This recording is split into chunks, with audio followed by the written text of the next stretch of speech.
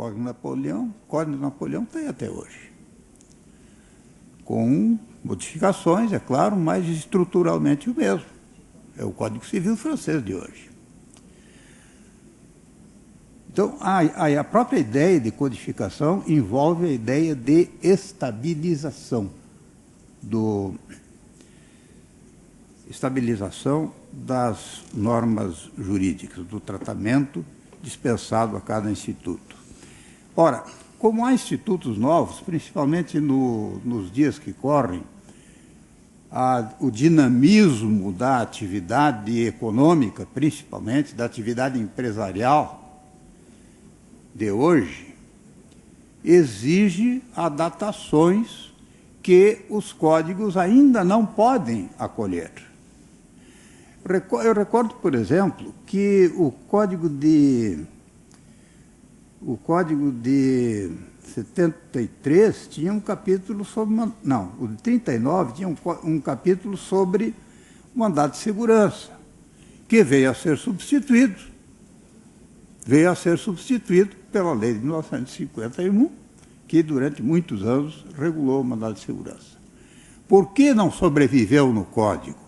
Porque o Instituto em si é ainda muito dinâmico, ainda não encontrou o seu ponto de estabilização. E, por isso, não está em condições de ingressar em um código, seja ele de processo ou seja de outra coisa. Então, nós constatamos com uma certa frequência que esses institutos são tratados em leis de conteúdo misto, que são, ao mesmo tempo, de direito material e de direito processual. A lei sobre leasing, a lei sobre alienação fiduciária, enfim, esses institutos novos que vão se agregando ao direito contemporâneo estão ainda em fase francamente evolutiva, tanto no aspecto material como no aspecto processual. E, por isso, então, eles ficam confinados em leis específicas que tratam tanto de um como de outro aspecto, material e processual, e permanecem fora dos códigos. E não são poucas.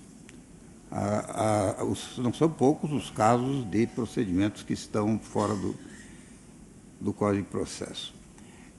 Um processualista espanhol, de quem eu gosto muito, o professor Ramos Mendes, escreveu uma vez que nós temos um excesso, uma demasia de procedimentos especiais. A gente estava falando da Espanha, mas lá o panorama não é muito diferente do nosso aqui.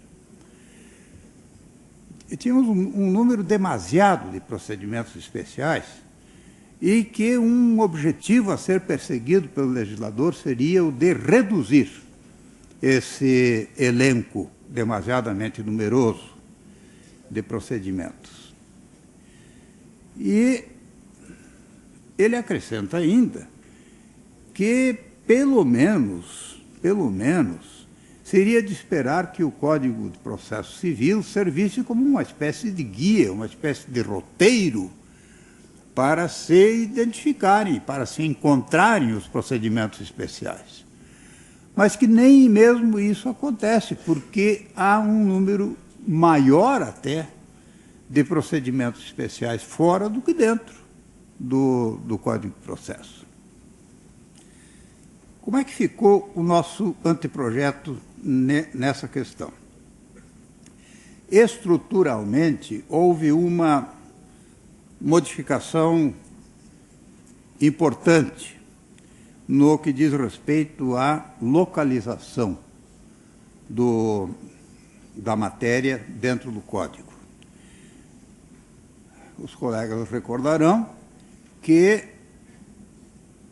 sempre tivemos, tradicionalmente, os procedimentos especiais, que antigamente eram chamados de processos especiais, pela doutrina mais antiga, sempre os tivemos em um livro próprio do Código.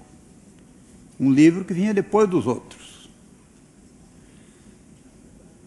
A sequência que nós temos no Código de hoje, por exemplo, os procedimentos especiais vão aparecer no livro 4. Quer dizer, depois do processo de conhecimento, do processo cautelar e do processo de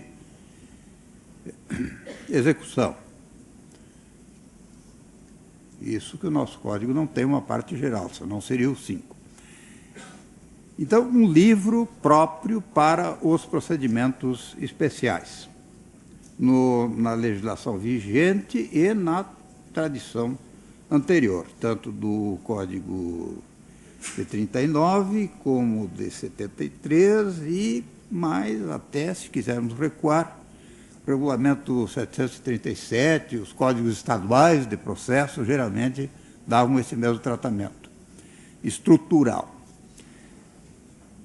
E, durante uma boa parte do andamento dos trabalhos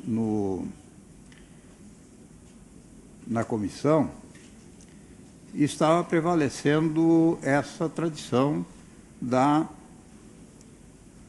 inclusão dos procedimentos especiais em um livro próprio, com aquela também clássica subdivisão em procedimentos especiais de jurisdição contenciosa e procedimentos especiais de jurisdição graciosa ou voluntária.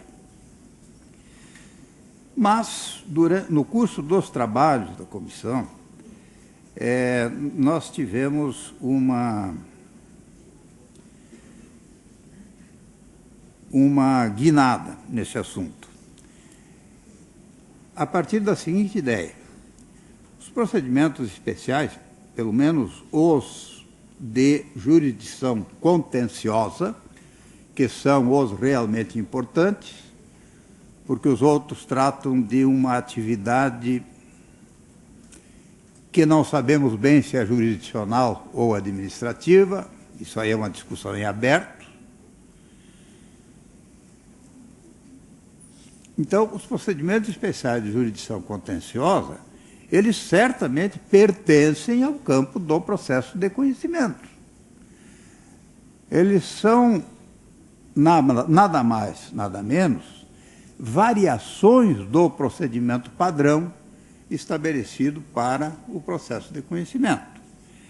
E a matéria que neles se trata é matéria de processo, para usar outra palavra, processo declarativo, processo voltado para a definição do direito.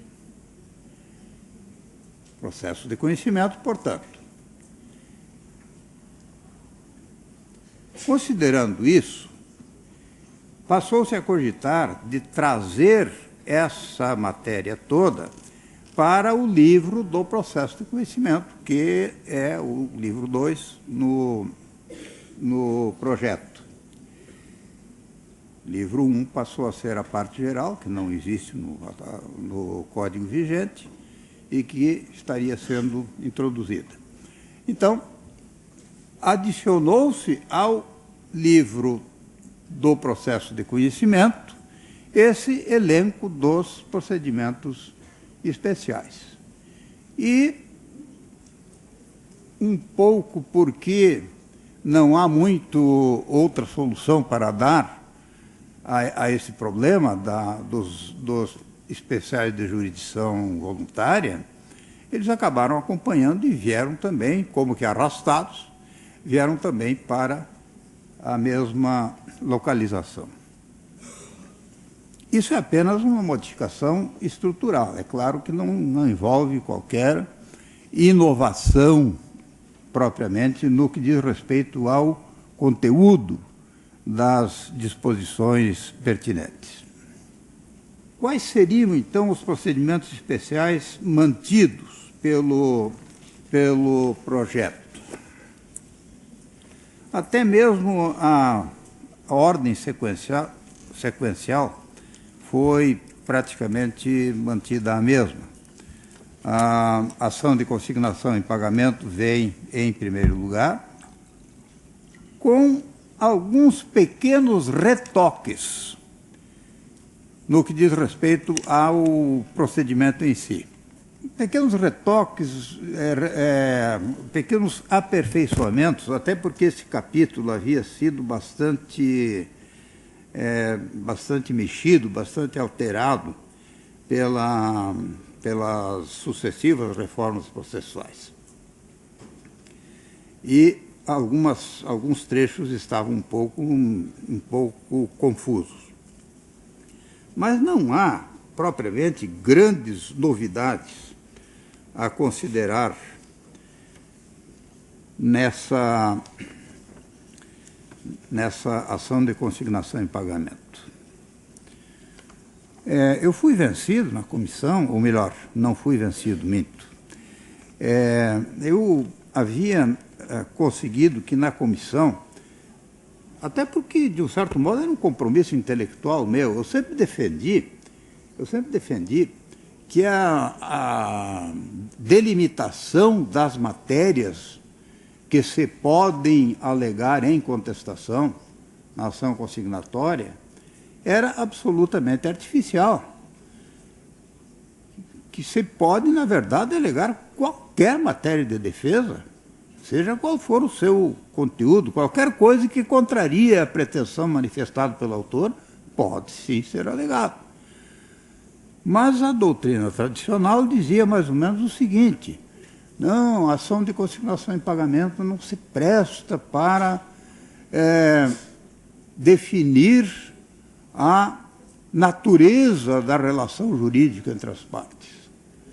Ora, sem definir a relação jurídica entre as partes, não é possível dar pela procedência ou pela improcedência. Então, o código dizia, diz, que só se pode alegar na contestação que não houve recusa ou mora em receber, que foi justa a recusa, que o depósito não se efetuou no prazo ou no lugar do pagamento e, finalmente, que o depósito não é integral.